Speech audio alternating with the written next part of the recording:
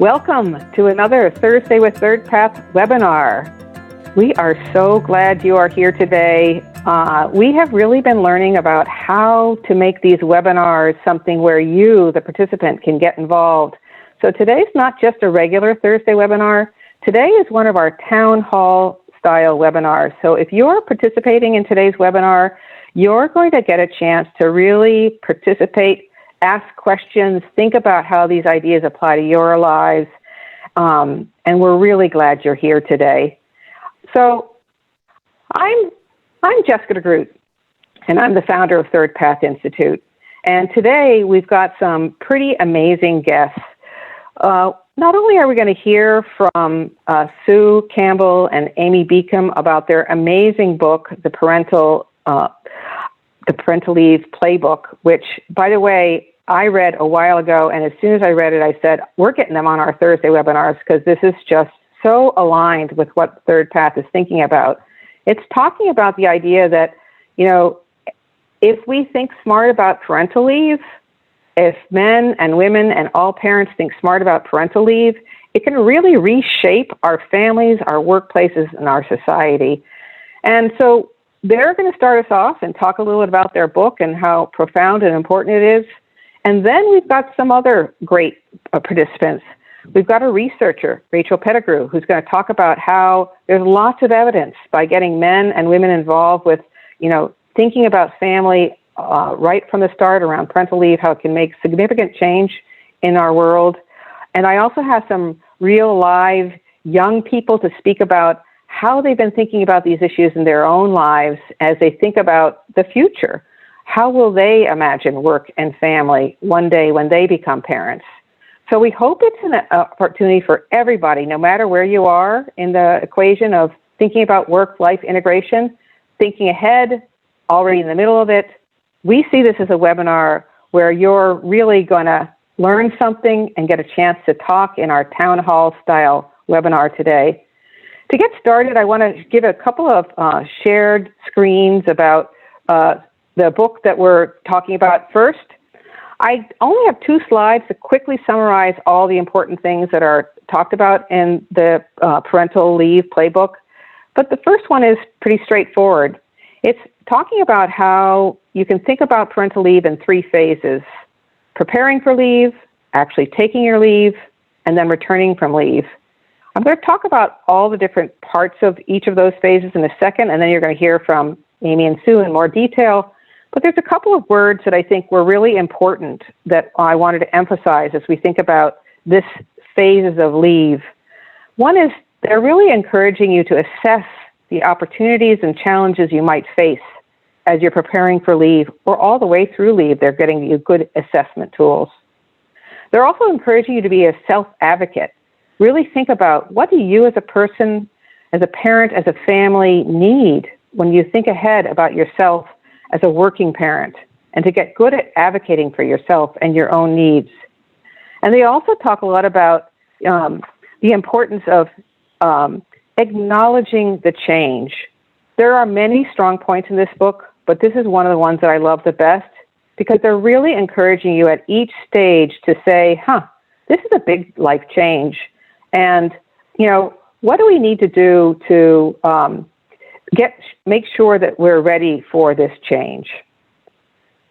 So I won't go into all of these points. I'm going to let Amy and Sue explain a few of them if they want to, but you can see in the phase 1, there's an assessment that can happen. In phase 2, there's some advocacy that can happen. And in phase 3, there's an acknowledgement of how the changes are happening in your life, you know, how to really make the most of this opportunity. Last but almost not least, I love the way that Amy talks about dads all the way through the book and quotes Scott Beeson around the importance about fathers taking leave. This is definitely something we're going to touch on today. It really makes a big difference that this book was written for any parent to think about these issues. Married, single, living apart, moms, dads, all genders are really included in this book. And that it's back to the most important point that I'm trying to make sure we really focus in on today. that when we think about these ideas, the way that Amy's and Sue have explained in this book, it really is a chance for us to get our organizations to leverage this change, leverage parental leave to become a better workplace, support people to work smarter. That's something Third Path has been involved with and thought about forever. And it was so good to see this important point raised in Amy and Sue's wonderful book. Welcome, Amy and Sue. Thank you for writing such a wonderful book. I didn't even begin to do it justice in my introductory comments. Maybe starting with you, Amy. We've talked a lot about, this is really coming to fruition, something that you've cared so much about. You've really put your life's blood into this idea and this book and the organization that you run. What would you like to add? What are some important points you'd like to make right from the start about how this all plays out? Well, first, Jessica, thank you so much. I have been a fan of Third Path for, I don't know, is it possible, 15, 20 plus years? And I'm really grateful to have gotten to know you better over the last year and seeing how much alignment there is between our organizations and all the work that you've done for so long on these issues as well. The one thing that was coming to mind as you were just talking, that I'll just start with sort of randomly, is this word parental leave. We have spent so many years trying to redefine what's happening during this time frame. And for so long that parental leave was really considered sort of this time out in a woman's career because men weren't being considered, and gender differences across the board weren't being considered. And so it was just this time away that we didn't talk about. You came back, you're supposed to fit into your work, keep going, everything's fine. So I think that's just the first thing to talk about when we consider this time frame, because what I started having to do 15 years ago is just change our language. So changing, thinking of this as a time of transition in a personal life and a professional career that spans time. So we broke it into these three phases in the preparing for leave, during leave, and returning from leave to indicate that in the US, roughly a year's worth of time. In other countries, as I hope Rachel will talk about, a much longer time is given for that human and work transition. So that's one thing, just to really start paying attention to our language and our assumptions and our biases and shifting into this idea that during this time, there's a transition in your relationship with your work and your relationship with your life that really needs that consideration. The other thing I'll just say that's a little more fun is we were having this conversation with author Eve Rodsky, and we were talking about this parental leave, and she got, sort of put her hand down on the table and said, I'm sick of this word parental leave. Why aren't we calling it parental stay? And I thought that was so right on. Like it's an opportunity. We talk about retention, and obviously if parental leave is done well, it is a huge retention tool. But what we don't talk about is what sits behind that. And that is that opportunity to stay involved in your life and in your work. So the leave is a little bit of a misnomer. I love that point. It's certainly right in line with the whole message of the book, right? You're really trying to help people see past leave into a life as a working parent, and what that will, and how that will look different for every family, and to encourage each person and organizations to think smarter about this. That's wonderful. Sue, so you've been listening in.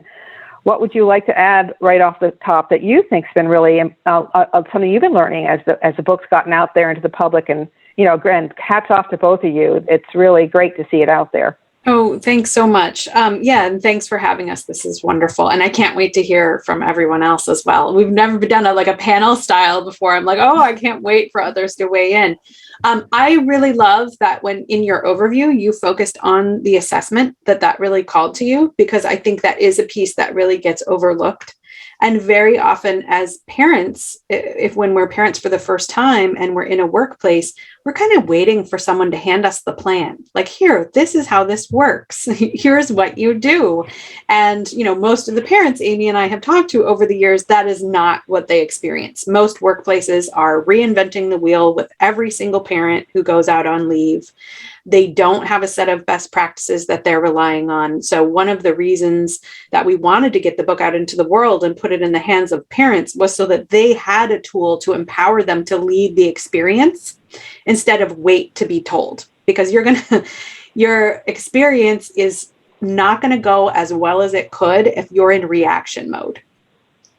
So doing that assessment phase and really looking at what are all of the elements of my situation, what are all of the strategies I have at my disposal, what are my personality assets that I'm bringing to this, what are the things that could go wrong, that could potentially sabotage me here? How do I mitigate some of those liabilities?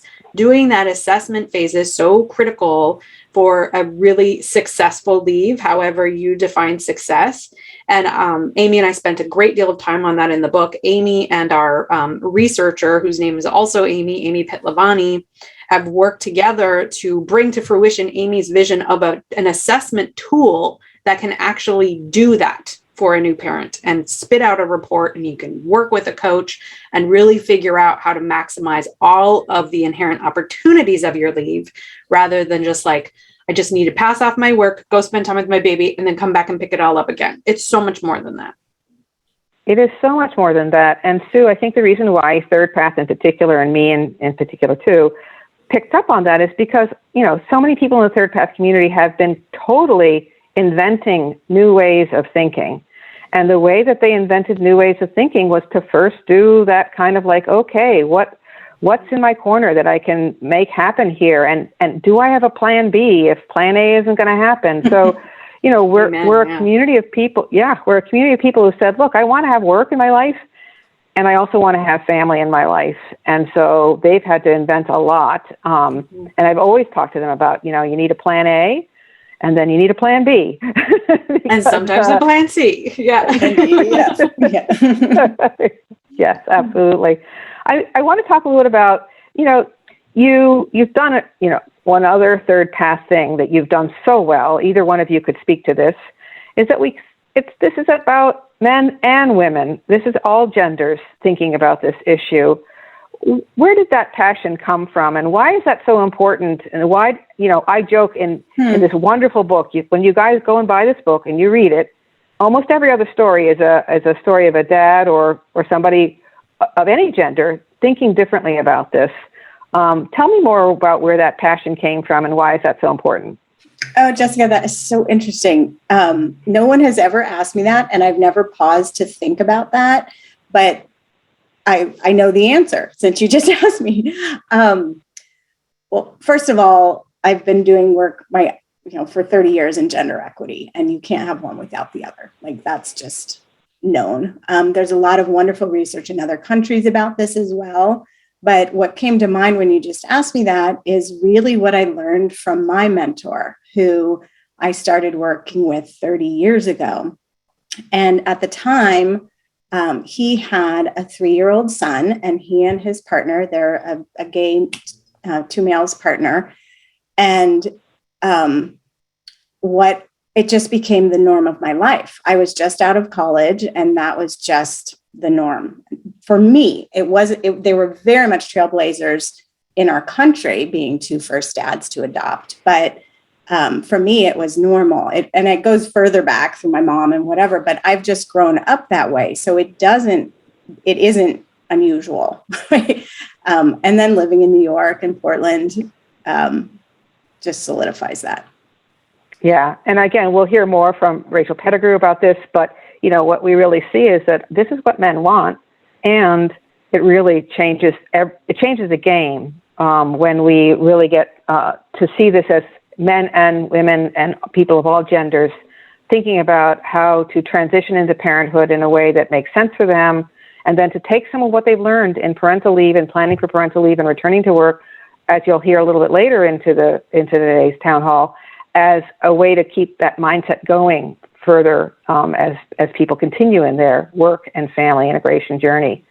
So there might be something you want to add? Yeah, I just want to share like one of my personal revelations and deepening my understanding when I started working with Amy like almost 8 years ago now, is it's like she was really trailblazing and talking about like moms and dads, right? And even when she started work, it was moms, and she very quickly realized that dads had to be a part of it. And now we know like we need to open it up even further. However you identify, whatever you use, whatever gender, if you're becoming a parent and starting a family, this applies to you.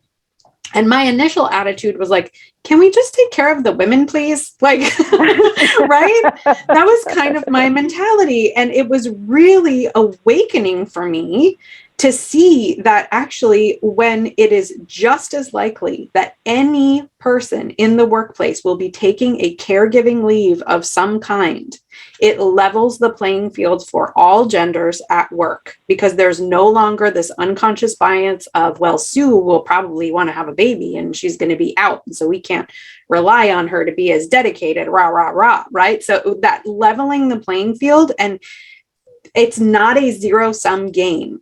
Getting something for women is not taking something away from anybody else. Like giving something to men is not taking things away from women. Everybody needs to be brought up, right? We all need to up level, and we all need to take care of each other, and then absolutely everybody wins. Yeah, and Sue, it even goes beyond, because then again, and we're going to hear this from Rachel, but when you get men into the pattern of caregiving early on, it continues for the life of those that family. And so it really does actually make a huge difference in women's lives when we get men involved with parental leave right from the start. Lots of statistics on that one. Last but not least, and we're going to wrap it up shortly, and hear from some of the other panelists. But I talk a little bit about.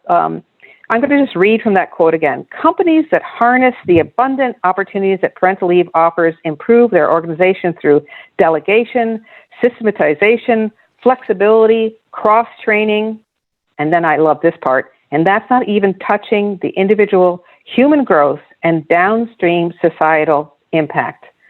So this is powerful stuff. Yes, it's just about parental leave, but this is touching on our organizations becoming smarter, our society becoming more successful. Am I making a mountain out of a molehill? Amy, what would you like to add to that? And then we'll hear from Sue. No, I think you hit it right at the heart of it. That is my goal. That is the hope. My background is my doctorate's in organizational psychology, and a few other things, but that is it. We need societal change. And I consciously focused my career, which had previously been in executive leadership and women's leadership, on the parental leave timeframe, because I believed, and still do, that it is the most overlooked opportunity for us to move the greatest number of issues that we face within our homes and our workplaces and our larger society, if we do it well. And so, that is what I believe. Good. I want to hear from Sue, but before we do, just a little tidbit about what's coming next. You're going to hear from somebody, a young person whose parents really did redesign their work and family, and you'll see it's exactly what Amy talked about. Moving into positions of leadership, these people had followed this integrated path, and now they're a very different kind of leader too. And so this is a long-term impact. You're starting at parental leave, but it can really have a long-term impact on where you go and how our society goes. Sue, what would you like to add? I just want to add that I'm still very, very hopeful. I think we're at really a turning point in our culture where people are realizing that there is a different and better way that's available, and they are starting to get vocal and push for it in a very positive way, right? In a way that shows what is possible, and that we're not detracting from workplace productivity or the bottom line or any of those things, right? We can open up our humanity in a way that the workplace wins, the home life wins, and everybody wins. So I'm just very hopeful and excited to watch what's going to happen over the course of the next 10 years. Yeah, and in a weird way, we have the pandemic to thank for us maybe waking up a little bit about how we can really do work and our lives outside of work very differently. Wonderful, wonderful. I want to put show a couple other things. one of the things you'll hear about in today's webinar, and you've probably heard on other Thursday webinars, is that this is just the beginning. Parental leave is a really important beginning. Please, let's not lose track of that truth. Parental leave is an important beginning. And then we have the babies with us for a while. And so what we're trying to talk about today is that, this is the start of you thinking in an integrated way, if that's of interest to you. And then your kid becomes school age and you're dealing with after school care, or you're thinking about how to redesign your schedule so you and your partner can share taking care of after school care. You'll hear a little bit more about that in one of our stories.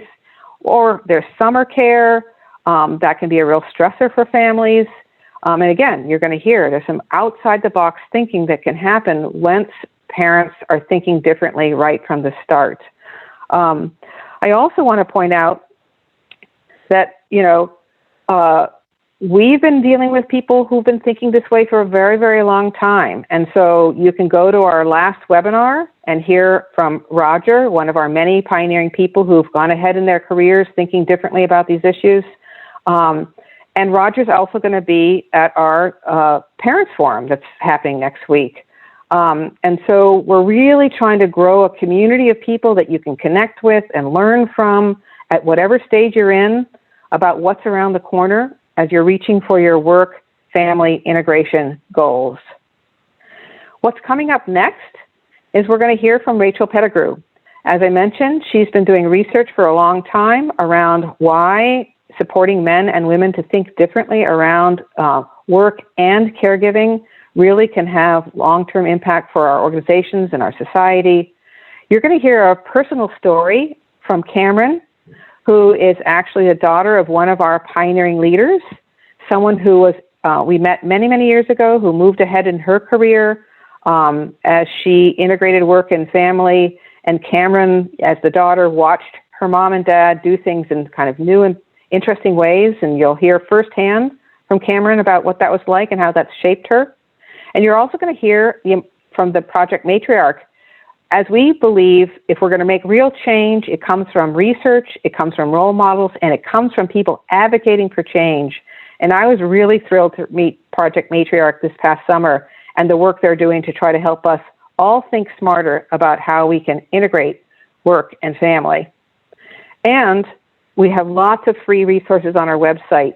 You can, in fact, up until the Parents Forum, you can download our Third Path Work Family Options Workbook for free.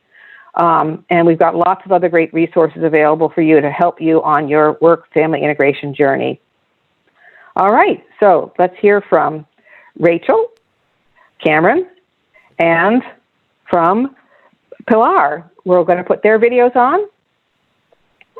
Wonderful. Great. And Rachel, awesome. Hey, so glad to have you guys with us. Again, we're going to put the whole gang on a little bit later. We're going to open it up as a town hall style webinar where we can get lots more interaction happening. But I really wanted to make sure we could underscore a few different points on today's webinar. Starting with you, Rachel, this is a personal issue. People are trying to figure this out for themselves. But this is something societies have been trying to figure out as we reimagine what work and family is supposed to look like. What have you learned about the importance of how parental leave influences families, men, women, workplaces? Where would you like to begin, Rachel? Oh gosh, I could go on for hours. I feel like this conversation with Sue and Amy is just so in my wheelhouse, and I love it. So I think the conversation is really rooted in those gender role expectations that we all have, that we are raised with kind of these subconscious assumptions around who is responsible for care. So we primarily still in society have this unspoken rule that the care work is done by women. And so a lot of what we're talking about here today is actually challenging those assumptions and creating space for dads to step in and creating space for parents to be, or moms to be really work focused and try to create balance by creating that space. So what I would encourage as one of the steps is actually being really explicit with the expectations and checking in on our assumptions. I would actually say this almost begins with like how we choose our partners, making sure that the alignment between what your work-life expectations and that of your partner, your future partner, are in alignment is probably a really important step. But then beyond that, being really clear about often we just defer to women as the one who's going to take parental leave, but being really thoughtful in our approach with thinking of that as a whole family decision, right? Super excited to see Dr. Richard Petz on the call too. A lot of his research, as well as mine, has focused on father engagement, and he's done some really early engagement work as well. But looking at early childhood engagement for dads is so important. So a dad taking parental leave and is there and doing full-time care for a child early on, they have better life satisfaction, better engagement with the child long-term. They have a sense of parenting mastery. There's more marital satisfaction long-term because if someone starts early, they're more likely to share as time goes on. In addition, dads learn skills at home parenting that they can translate into the workplace, makes them more empathetic leaders when there's care requirements, for example. So there's a variety of ways, not the very least to mention that a dad in a workplace taking parental leave or taking time to care is also modeling this really important workplace expectation. So my work has shown that dads are more likely to take leave when they see a coworker take it successfully without suffering some repercussions from doing that. So I think what we need to do is increase the visibility of fatherhood in the workplace. And organizations need to shift how they view this. I mean, right across the board. And I think the Parental Leave Handbook by Emily and Sue is really important as for individuals, but also employers should have a read of that and think strategically about the experience that employees have during that process can really reinforce commitment to the organization, or they can spend their parental leave kind of looking for other employment options, right? So understanding that employees have care responsibilities outside of work. And I love that table that you showed with all the different phases of parenthood. But I think also employers need to be thinking about elder care, looking at with our aging population as well. So understanding employees have those responsibilities outside of work. And what I really love about the Parental Leave Handbook is that it's giving a tool for people to be proactive in their approach to managing that transition. So not every employer is super proactive with how they manage this. And I'm joining the call today from Canada. We have a paid parental leave system here that maternity and parental leave combined is up to 1.5 years. But even in that context, only 10% of leave users are men. So we have our own work to do too. But even here, where it's the norm and we have these formal paid policies, some employers are better than others at onboarding, offboarding, degendering their policies so that the policies are perceived as accessible for fathers too. So I would encourage us to really be thinking about the benefits that are offered when we're having that strategic decision conversation with our partners, that we create space for men, that we think about the positive outcomes that they can benefit from their engagement with early parenting. And then I also think that remembering that we're modeling that behavior in the workplace. So it's my 2 cents. Wow. And I would say, final thought is, one of the things I really always want to say is there's no one way to do this. Every individual and every family do what works best for them within the constraints of what they have. But I think being proactive, explicit, upfront, and being really decisive about it will make that transition much smoother. Amen to everything you said. Oh my gosh, thank you so much. And it really goes right back to Sue's point about doing kind of an assessment about, what are the opportunities, what are some of the challenges early on, so you can kind of lower the problems and increase the opportunities. And that each family or each parent, if it's a single parent household, will be solving this the way that's right for them, because it's going to look different from family to family. I loved that you started off right by talking about gender roles. it's amazing. That's one of the reasons why I wanted to bring some young people into this call. It's amazing how much we can still think in old school approaches to gender without even realizing it. And I think role modeling is one of the best ways we can start changing that. So, we have a lot of calls where men and women both talk about their work-family balance, and the women listening to the men talk about their work-family needs helps them remember, oh, right, my husband could do things differently too. Yeah. So this gender stuff, it's amazing how much it can kind of seep into our unconscious, and to get smart about it is a really way to make more options available to us, Can I add to that too? I think from the employer perspective, we need to change our policies to reflect the gender diversity we see. So, how would these policies impact LGBT parents? How would, those who are non-binary, how is that showing up in the policy? And using those really binary terms often can leave some to feel excluded from that. But as one of the byproducts of degendering some of those, because often we'll refer to things like maternity leave or mother's leave or something like that, when really it's a universal leave that both men and women or other folks can take. And so degendering those policies makes room for men, but it also creates a more inclusive culture for LGBT employees as well. Wonderful point. And again, this will come up a little bit later, but one of the things that you probably heard in Rachel's comments is that, by, whether it's two dads or a dad taking regular solo responsibility for a child early on, it really does have a different impact around their engagement with family all along.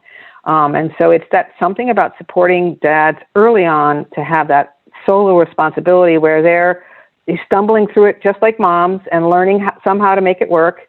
And it has a really long-term positive impact. I want to give an example, a real-life example. Cameron, we're so glad you're here. I'm going to briefly tell Cameron's story so that she doesn't have to focus on that, the school, the part I know, and instead we get to hear the part I don't know as much. I met Cameron because I know her mom. Her mom and dad are both great examples of what Third Path's been advocating for a long time. They have been people who care a lot about their careers and moving ahead in their careers, but they also have always cared a lot about their family and wanted to think about ways they could do things outside the box. So they could have a commitment to work and a commitment to family. And you can read more about Cameron's mom in some of our Third Path Leader Guide, for example. She's the one who ended up taking summers off, so working a flex year schedule so she could have time with her kids during the summers. But Rob's story is just important, her father. He made a change early in their career so that he could be the one who flexed more after school and around Michelle's life when work was extra busy for Michelle. Rob played a huge and important role in Cameron's life growing up too. So Cameron really watched both her parents think in strategic ways around how do we do our work so we have plenty of time as a family. And when I talked to Cameron a while ago, I said, hey, Cameron, how would you feel about talking to people about what it was like to grow up with parents who were modeling this for you? And has it shaped or influenced what you're thinking about when you try to imagine these issues? I know this is a big question, and I thank you so much for being someone who's willing to try to share your thoughts about it. What comes to mind, Cameron, about all that? Yeah, thanks, Jessica. Like Jessica had touched on a little bit, when I think about my childhood, well, for one, it's like, the way that a fish recognizes water, you really don't.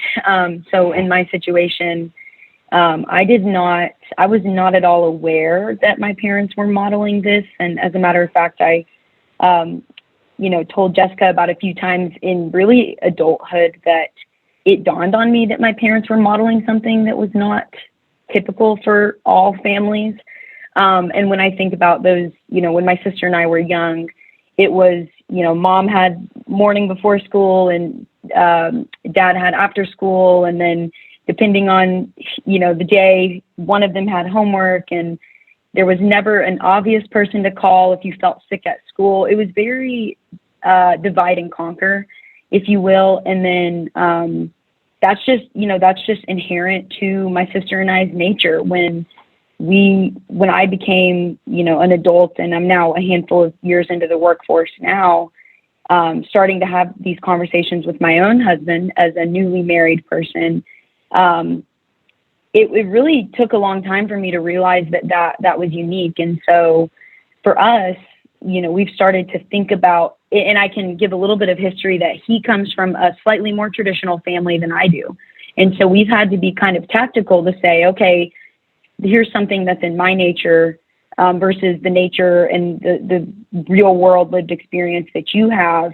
And how are we going to make this work for both of us? Because I have a job that I love, as does he. And so we've had to start strategizing a little bit to now intentionally model the thing that I did not realize was being modeled for me all along. And so I think what's so interesting about it is that it really happened in a single generation.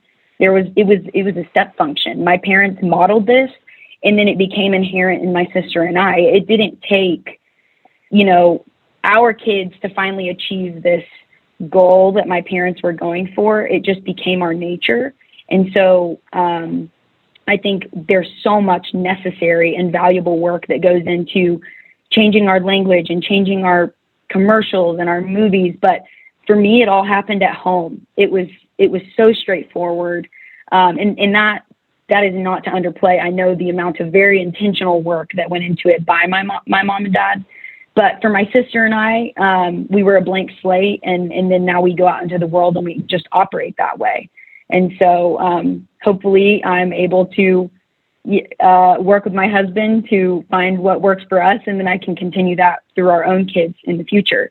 So yeah, just building a little bit on what you said, Jessica, but one of the most profound things was just that it really was as simple as them being relentless and committing to their model and upholding it from the time I was a young child and all the way now as, an adult. And so, I have to fully credit them for that, but it's just been amazing to see how little I even knew, what they were intentionally working on in that regard. Yeah, no, thank you. It was fun to talk to you about that because, obviously my kids grew up watching this too. And I could tell you some stories about how both of them, that's such a good analogy. They didn't even know that they were in a specific kind of water. They were just living that way until they got out and saw other families and other peers doing it so differently. I want to emphasize for those who are listening in, so Cameron's parents did two things differently. And it's important to hear that there's two things that they did differently. One is they really thought differently about gender. Both parents were equally capable of caregiving, equally capable of working. They just were absolutely clear that was going to be the way that they functioned. And it functioned very well. And to everybody's benefit. I think our parents would both agree that they feel they could have a happier marriage, and Rob would say he's got a happier life because of the roles he's played as a very actively involved father. That's one change they made. The other is they very intentionally created time. They didn't let their careers take over their lives, but instead had careers be part of their lives. And so they very carefully thought about, how do I do work in a way where I still can have time to really enjoy many other things alongside of work? And what won't have time to talk about today is, there's lots of skills they learned, and they became excellent employees as a result of that, and moved ahead in their careers because they were intentional and said, I can't do it all. Let me do what I'm best at, and let's focus on that. And so there's two messages in Cameron's story that's important to hear about. One is gender, but the other is really creating time for their lives. Pilar, I'm going to jump ahead to you, not because there isn't more that you want to hear from Cameron in a little bit. When you're out there trying to help advocate for change, what makes you smile today that you're hearing us talk about? How is this, shaping up along some of the important things you're doing with Project Matriarch? What would you like to add to the conversation, Pilar? Yeah, definitely. Well, I mean, first and foremost, thank you very much, Jessica, for having me. And it's been like very much of an honor to hear everyone kind of talking about the different work that they've been doing in this space. Honestly, Cameron, when you were just talking, and Rachel, I think kind of like I was definitely thinking and lighting up and smiling. I don't know if that was visible, but very excited just by the way in which this is really kind of trickling down to the next generation. Obviously, I'm in a different generation and younger, but the way in which kind of a specific way of parenting can really influence kids and those around them. And I think that is why we're so excited to be in partnership with you, Jessica, and Third Path, because I think that the way it's very enlightening, I think, for me and Lola's my co-founder over there, and she'll be talking in a second, but we can work for this thing that we neither of us are parents or have any necessarily like formal caregiving responsibilities at this time. And so we are working towards kind of bringing our generation into this conversation and getting this conversation started in our generation before it's kind of too late. And so what does that look like to talk to other college students, high school students, young adults before they're kind of making those decisions around caregiving responsibilities, and exactly what Cameron, you were just talking about, in kind of both your own marriage and your parents. But how do we really have that be a crucial conversation to kind of how we find partners, as Amy was talking about, or how we really just engage in the workforce and in our life and society. And so I think hearing the benefit and the interaction that it has both in a corporate and work sense as well as familial is very important and kind of reinvigorating for me, at least.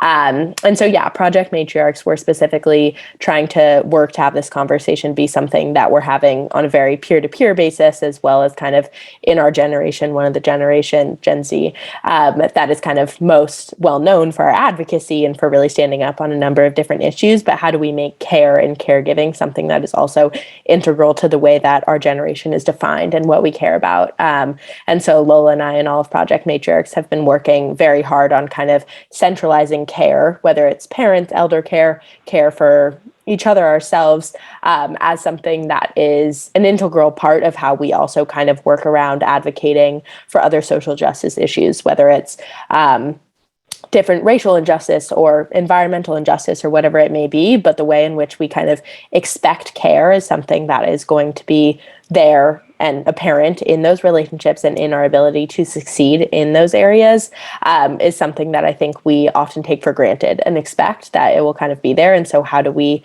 change that attitude to really value care and prioritize it as something that we need to first implement these policies and have this be a part of the conversation so that we can actually achieve these other important, arguably in a lot of ways more important to kind of like the success of the outward facing values, but we need to first prioritize care as something that is going to get us there, rather kind of the other way around, as this can be an afterthought of, you know, this is what I'm going to advocate for before I get my first job. And then once I'm in my first job, I'm going to, you know, kind of secondhand think about, oh, paid parental leave is something that I guess I care about, or, oh, wow, like this is something that I expect, but don't necessarily know the way to have those conversations or to how to really get that before I'm in my job. So we're trying to work with our generation beforehand. Wonderful. And, you know, let's all of us think of this as just a beginning of a conversation that we can keep on maybe having every year and gathering more and more people to talk about it, because I do think it'll make a huge difference, Pilar, to get these conversations started earlier in people's lives. How powerful it made a difference in Cameron's life to watch her parents do something different. How powerful to get Gen Z thinking about these issues now, so that we can really shape a very different workplace and society. And I just want to give you one funny example, and then I want to let Amy and Sue share a thought if they want to about what they've heard from the second group of panelists. I have a board member who, way before he had kids, decided he would start teaching a class when he was in his early in his career, and got the green light to teach a class in addition to his job, because he knew if he was teaching a class, there was going to be a certain time each week he had to disappear for this class, and there's a certain time over the week he had to prepare for the class, and the class was very aligned with the work he was doing. But what he didn't tell his job was, and this is going to teach me work-life integration skills, because I actually have to step away from work very predictably and be prepared for this class And I'm doing it very intentionally because one day I want to be a dad who can do this. And so, again, I think that we're just beginning the conversation of ways we can start helping young people think ahead about these ideas. And as you heard, really create lasting relationships that, work as teams all the way across their careers, supporting excellent care. And as one of you pointed out, not just for family, but for elder care too. I can see that with Jeff and I. Amy or Sue, is there one quick thing we want to add to what you've heard in today from the next generation about these ideas? And then I'm going to get us thinking about what our town hall will look like. I just am so struck by what Cameron said of the, sort of how a fish recognizes water, they don't, right? Like the more that we can grow up in these environments that it isn't even called out, it's just the way that we do things. So the more, if that isn't something that you're experiencing in your life, wherever you are, whether you're a manager or a teenager, seeking those places out where you are exposed to different ways of living and different ways of interacting with the world and with your life. My whole life, I've been drawn to the outliers and the iconoclasts who really push those boundaries and just live in ways that most of us don't. And I would just encourage people to seek them out. And I'll just weigh in. I have a 15-year-old who is LGBTQ, and this generation, one of the things that I love about the younger generation coming up is they don't want to be put in a box, right? And that's very powerful in a multitude of ways, including in the workplace. They're going to be trailblazers. They're going to do things in a different way and come up with creative solutions that, Gen Xers didn't think of or didn't think would work, right? That we're a little bit cynical sometimes. And this generation is not cynical. And they're like, I love the sort of bombast of the younger generation too, of like, no, that's not working. Clearly, look at you. And they'll just go for it and create something new. So again, like that hope that I spoke of earlier, that's one of the biggest reasons for it, is because of the younger generation and how they are just so free thinking. And I hope they always keep that. I wanted to say too, I love Cameron's story and I love the work that Lola and Pilar are doing. I think it's really important because I often see students not really thinking very proactively, like undergraduate students thinking that the challenges of, the mommy track or the work interruptions impacting your career is really like more of a my generation issue than it is for them. So I think creating that awareness ahead of time, early on, before you're thinking about kids, gives them that strategic advantage to plan ahead. And I think that fits right in with that, the Parental playbook. I also wanted to say we often focus on girls and thinking that it's really important for female identifying kids to see strong female role models. But I also think an equal amount of emphasis needs to be placed on providing that modeling behavior for young men to see that it's okay to care, that it's actually great to care and engage in caregiving. We're not going to get to equity until we have more engagement from women. As Arlie Hochschild said, we are not going to get to gender equity until men are as engaged in caregiving as women are engaged in paid work. So, yeah, absolutely. And talk about profound change for young men. I can see this with my son, how much he is leaps and bounds ahead of the box that so many men are put into about what's appropriate and not appropriate, just because he's grown up with a very actively involved father who role modeled something completely different around having feelings and being connected and caring. So it's very, very profound, many generations profound. We really wait too long. And a couple people have brought that up. So when we have people come to us and they're like, oh, great, I'm going to give this as a baby shower gift. We're like, that's great, but give it as a graduation gift from high school and have it read in a college class. Have it we need to engage with these conversations way before they happen, because to Rachel's point, it's too late. It's how you choose your partner. It's what career you choose. It's what, all of those things are impacted by these decisions. Yes, yes. Wonderful, wonderful, excellent point to add.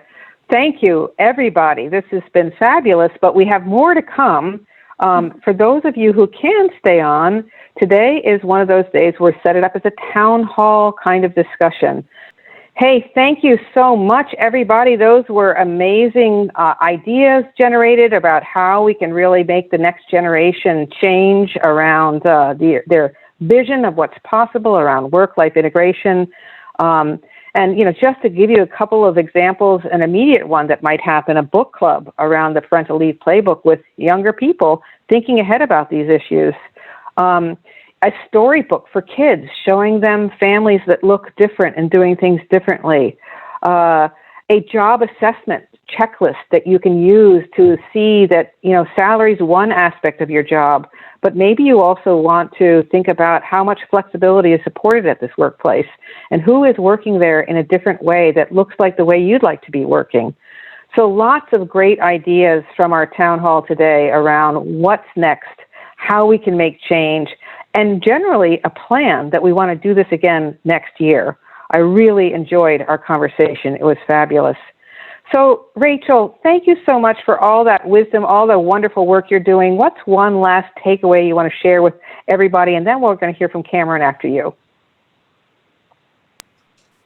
Yeah, this has been a fantastic conversation. I've been thrilled to be a part of it. I look forward to next year's event already.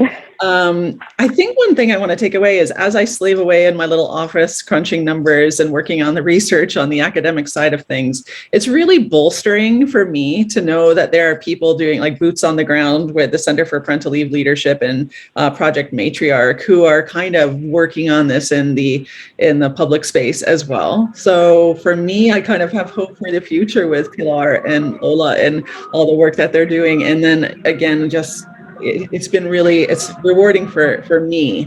Often we're quite siloed in academia. And so to step out, have conversations and hear the work that's happening is really reinforcing the importance of the work that we're doing. Wonderful, wonderful, wonderful. And so, Cameron, again, obviously your story made a big difference hearing it today. Thank you so much for taking some time with us and sharing what your experience growing up was like. Any last thoughts you want to share, Cameron? Yeah, thanks again, Jessica, and everybody who shared. It was really wonderful for me to hear about everybody's backgrounds and specialties, even though we do have a topic that kind of relates us all. I will say, because I have so many memories and lived experiences regarding a lot of the things we've talked about, one thing I'm really excited to look into more is the parental leave topic, because that is a part of my life that I would not have any memory of. And to really equip myself as I'm moving into that next step of my marriage and my family planning, and really understand how that can sometimes be the groundwork for the third path, if you will. So thank you, everybody. Well said, well said. And I'm going to open it up to the whole panel. Yeah, definitely. I mean, I think echoing what everyone else has just said, but I think just like the candid conversations and able to kind of like share everyone's own experience and then come out of that as brainstorming some different ideas. And I think that in my experience has just been what Lola and I have kind of gotten away from these conversations and events like this, especially this one, but just being able to kind of bounce ideas off of one another, especially because we're all coming from different positions. And then also just very grateful for everyone who's kind of been through these different processes, whether it's the successes and the challenges and whatnot, but being candid and genuine with that, I think is super helpful in these conversations. And so isn't something I can speak to, but really appreciate those who can. Wonderful, wonderful. It's really fun to bring a group of smart people like everybody is here today together to think. So Sue or Amy, last thoughts. I'm just really appreciating the focus on parental leave as the beginning of a family formation in a career and full life cycle, and how all of those pieces really start before parental leave, but it's a nice moment that most people can recognize to focus in on that. And really what I would love for all of us to do in all of our work is just continue with that drumbeat of this is a moment where we can learn these behaviors, we can learn these better ways of working in this third path way, and take those with us through all of those other times that we need it. I just experienced my mother's death last week. And if I did not have this kind of framework and be able to really take myself away from my work in the ways that I needed, I would be in a much different place than I am now. So I'm really grateful for that full life cycle awareness. Yeah, absolutely. Thank you, Amy. Thank you. It's amazing to me how much all the tools I've been using all continue to be so critical. Sue, the last word. I just want to encourage anyone who's out there listening to think of this as a leadership opportunity, right? You can carve out the kind of life that you want to a greater extent than you think is possible. You don't have to wait for people to hand you the plan. You can be proactive and create a plan that's going to work for you. The worst they can do is say no. And often you are going to be the person who is showing what's possible and not improving just your own life, but the possibilities for everyone in your organization and in your circle of community as well. Yeah. And Sue, we are such a believer in that at Third Path, because what we've seen, and we can see with Cameron's story, is that, the people who are setting these, breaking down some boundaries back then have made a big difference today, and that will only expand with some of the work we're all going to be doing. So thank you, everybody, and you can continue the conversation by following us on social media, joining us on Facebook, or registering for the next Thursday webinar, or next year when we do this one again. So thanks, everybody. Really great to have you.